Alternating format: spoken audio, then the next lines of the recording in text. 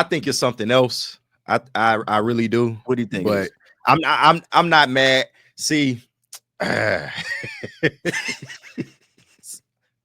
you sure? Which? Oh, all right, fine. You want to know what it is? He was my What late is it? round prospect. He was my late round prospect. God damn it! I hate you so much. You just destroyed him before I can even get it off. All right, but since we talking about him, let's just run through it. Let's just run through it. Okay. All right, All right, so go ahead. he 6'4", 244, Mhm. 81-inch wingspan, a Mhm. 4'7", 40 as well, 38-inch vertical. The NFL Next Gen Stats had him ranked the 13th, best defensive end amongst everybody at the combine. His RAS score was a 8.6 out of 10. And we already know the college history. But he got better every single year, is what you like to see out of him. 39 total tackles in 2022, 10 TFLs, 4.5 sacks, and 2 forced fumbles. In 2023, 39 total tackles, 12 TFLs, and 7 sacks. And last year, 37 total tackles, 14 TFLs, and 10.5 sacks, and a fumble return touchdown, believe it or not. But I think the biggest thing with him, and I get what you was getting at. I think he's more of an IQ player. He's somebody that, he's a little more savvy. He tries to outwit you instead of just rely on, athletic ability all the time. And I kind of like that in a young player, because it's easy for a young guy to just rely on his traits, rely on what got you here and what you're good at. Somebody that thinks like a couple steps ahead. And if you watch some of the tape, like, his pass rush moves, he's solid, bro. Like, he's not gonna blow you away, but the numbers don't lie, the tape don't lie. He knows how to get home. I would say that his closing speed is a little underrated, and he's somebody that, in the right scheme, maybe you get him with a Casey Rogers and you can teach him a couple things. And I think that he could be possibly every down edge in the future. Not right, coming into the league, he'll be a third down pass rusher, and that he can be a specialist, but I'm okay with that, to just based on where the Lions are right now. But overall, I think he has the potential to be a every down edge if you coach him the right way. And he got some stuff to work on in the run game too. So, all right, before I retort, shout out Easy in the chat. Go watch Any Given Sunday, my guy. Go watch it. No, you got to see that. You got to see that. Classic. It is a travesty. Yeah. All right. So Princely, here's my thing with Princely. All right, Princely's not Jeff Okuda, so I'll break bread with you. We can kumbaya. Yeah, not even close. Okay. Not even close. Princely, to me, I was looking at him after like the first set of mock drafts. I think the very first mock draft batch that came out, there were a lot of Princely to Detroit at 28. Got it. So I was looking at him through that lens. Like, my man doesn't use his hands. He's not fast. He tries to beat you with the first step. Yeah. No. And then I didn't give it any more thought after that. But the savvy that you mentioned, it's, it shows a lot of football acumen, a lot of IQ. And that's definitely something that shows you that he's coachable, right? Yeah. Because you can coach the game. Hand moves. You can coach techniques and stuff like that. I'm not really worried about that. So if it's a late round pick, like would you say a fourth? You think you'll be there in the fourth? If he falls to 4, I doubt he falls. He's got to be third round at the latest, I think. But yeah, if he's there in the 4th, absolutely. If he's there in the 3rd, maybe you consider, making a move. Just depending on what you've done in the draft so far. I mean, if you draft him in the 3rd, he's probably definitely going to be better than Broderick Martin. So I don't think I'd have too much of a problem with it. So he's a specialist though. We need people that can get to the quarterback, and I'm just saying he has a lot of things there that you can coach. I'll take it. He's no James Houston, but I'll take it. Yeah, it's funny. You like James Houston? I think this guy could be a little bit better, man. But like I said, he does give it. The tape doesn't necessarily lie to me. And when you look at it, you can kind of see, okay, there's definitely some things there. I think the biggest thing is, and I gotta admit, like, he look a little bit better standing up than he do with his hand in the dirt, and that could potentially be a problem with the Lions, running 4 defensive linemen.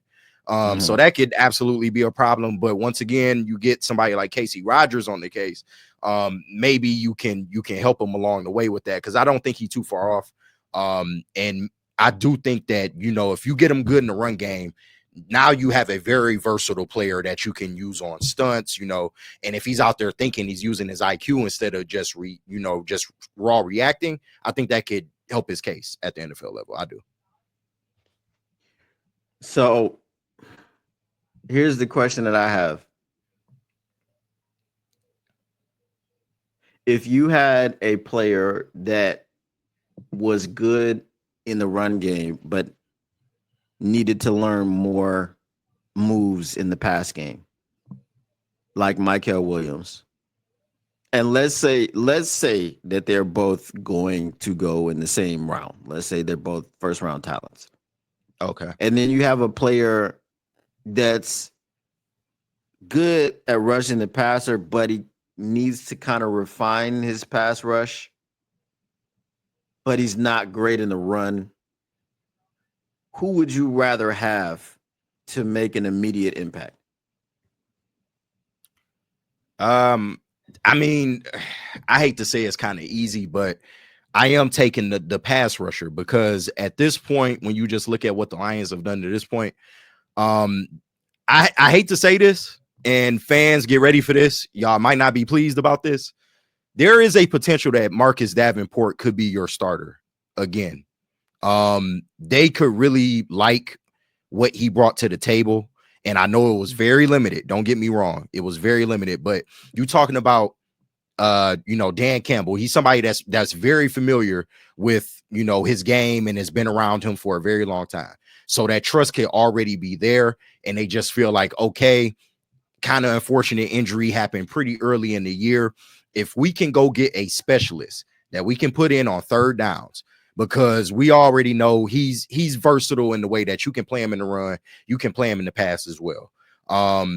You go out there, you get a specialist for third downs that's specifically for pass rush, kind of like a James Houston type situation, because that's how they really utilize James Houston. He wasn't an every down defensive end, but you would see him at a lot of third down packages, long passing situations. You would see him out there. You can go get a guy like a Princely and have him as, maybe your number 2 in terms of, rotational people to go out there and rush the passer. Maybe even number 1, depending on how camp goes and things of that nature. But Marcus Davenport could be your starter, and you would just hope and pray to God that he gives you the health. But if he's able to do that, then you might strike gold, and then that'll give you also time to fine tune and develop him into what you want him to be.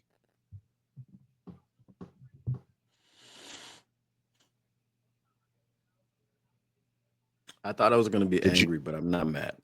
Yeah, I was about to say the jury deliberates. She was making me nervous.